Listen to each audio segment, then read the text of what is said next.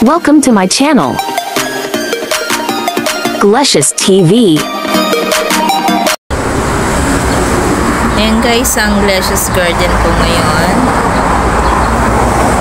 So, may nadagdag tayo na ibang halaman.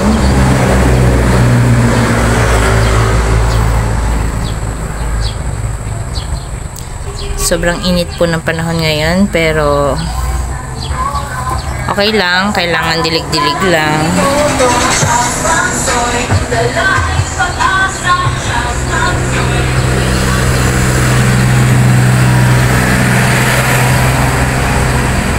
Ayan. So, nagdagdag po tayo ng philodendron at saka po ng aglaonema.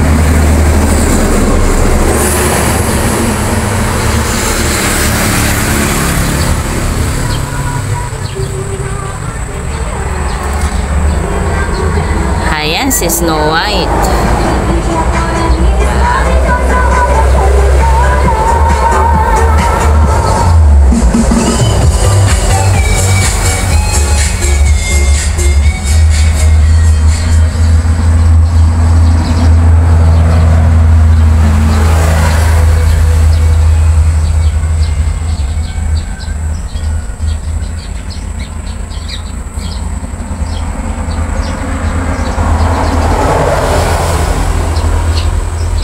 Snake plant.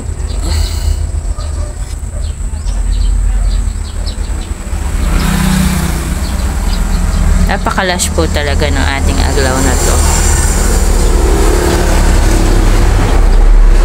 Ang ganda ng color niya, oh. Kulay pink. Diba? Ayan, oh. Ang ganda ng design ng aglaw leaves. Yan, ito yung ating lipstick. Aglaonema.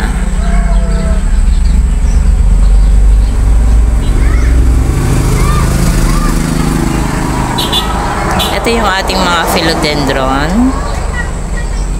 Tsaka ito, philodendron din po ito.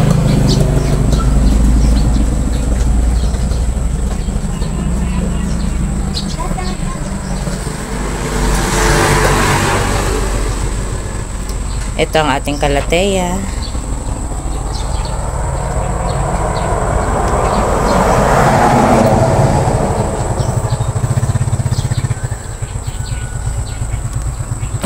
Still blooming pa rin ang mga flowers niya.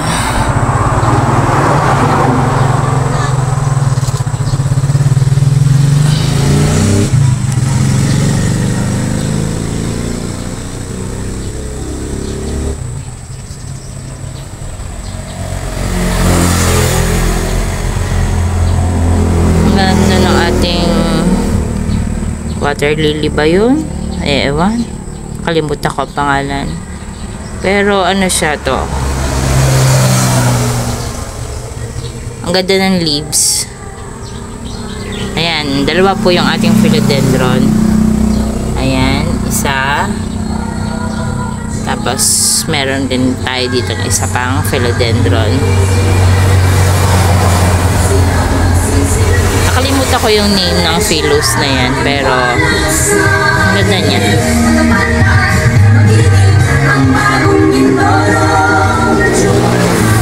May isa pang flower dito.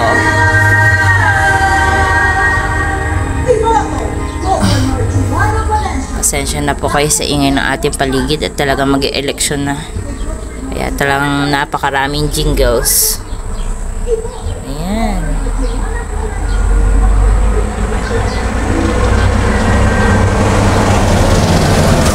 Lipstick aglaw. Dalawa po siya. Yun. Tsaka po yun. Tapos ang laki-laki na ating sensation ng super laki ang leaves. So, napakagandang maging centerpiece. Mga kababayan, lalo na sa mga catering.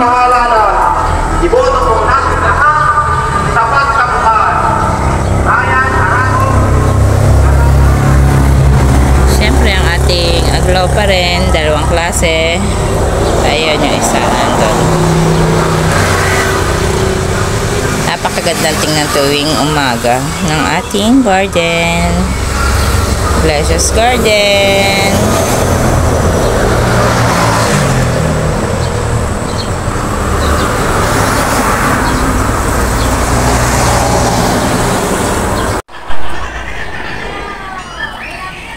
Ang lalaki ng singkamas, guys. Ayan, no? Season po ng singkamas ngayon. And, ang lalaki talaga, oh.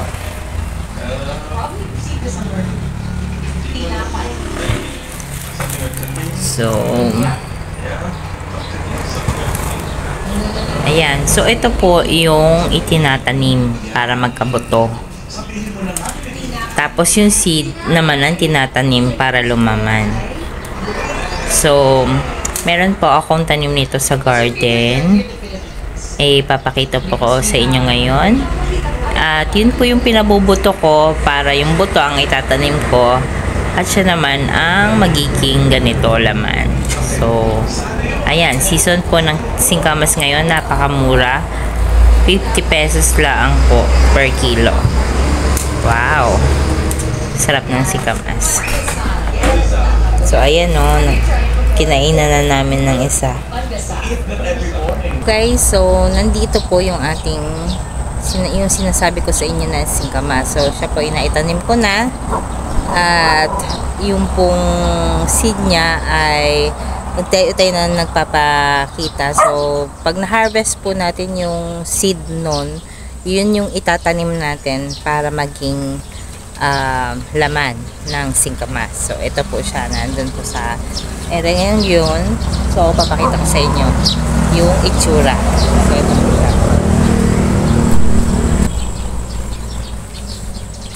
Yan, guys. So, kumayap na siya sa mga halaman. Kasi, ang singkamas ay kumakayap.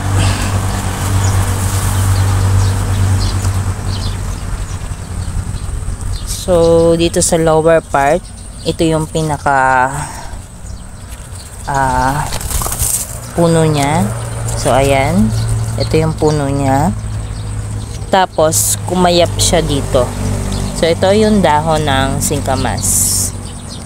Kumakayap po siya.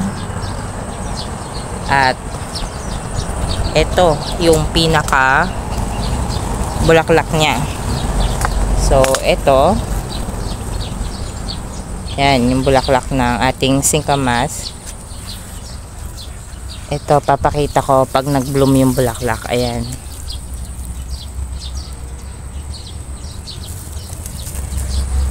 Marami actually yung pinaka-bulaklak. Sunod-sunod hanggang dun. Ayun. So, ito yung pinaka-malapit.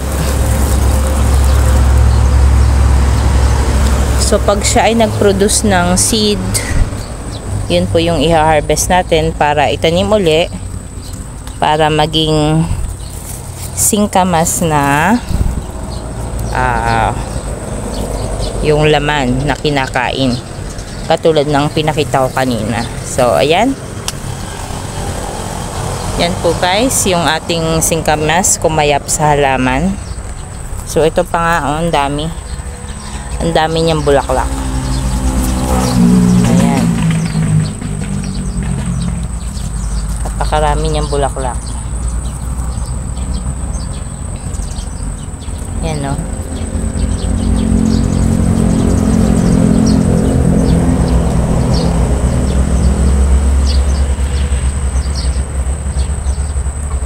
So, ganyan po ang hitsura ng bulaklak ng singkamas.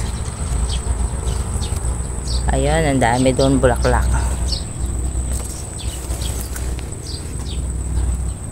Ayan. So, ayun.